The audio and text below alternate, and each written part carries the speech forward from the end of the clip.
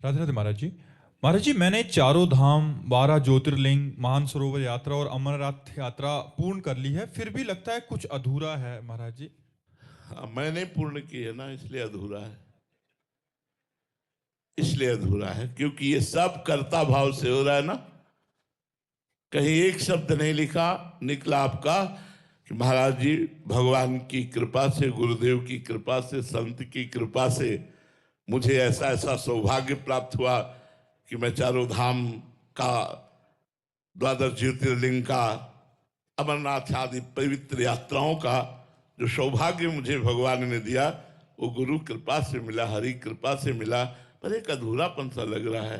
तो उसका उत्तर दूसरा था, शब्द का ही उत्तर है। इसमें करता है ना, करता है तो पुण्य हुआ, पुण्य हुआ तो उसका सुख लाभ संसारिक होगा, ना कि भागवतिक।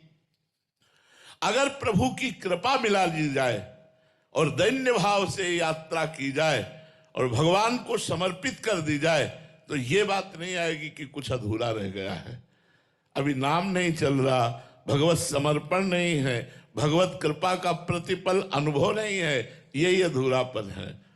पूरापन तभी होता है जब कृपा का अनुभव होता है। जाकी कृपा लवलेश ते मतिमंद तुलसीदास हूँ, पायो परम विश्राम, राम समान प्रभु नाही कहूं।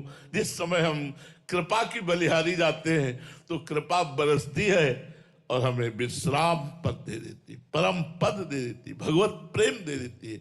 तो अभी भगवान के प्रति समर्पण की कमी ही आपको अधूरापन का अनुभव करा रही है। संत समागम करो, इसीलिए संत समागम के सामने तात स्वर्ग अपवर्ग सुख धरी तुलाए कंग, तुलनताय सकल मिली जो सुख लव सत्संग। एक क्षण में तुम्हारी बुद्धि को परिवर्तित करके भगवान में स्थित कर दे, वो सत्संग। सत्संग कौन? जो तुम्हारी बुद्धि का परिवर्तन करके सच्चिदानंद भगवान में स्थित कर दे, उसे सत्संग कहते हैं।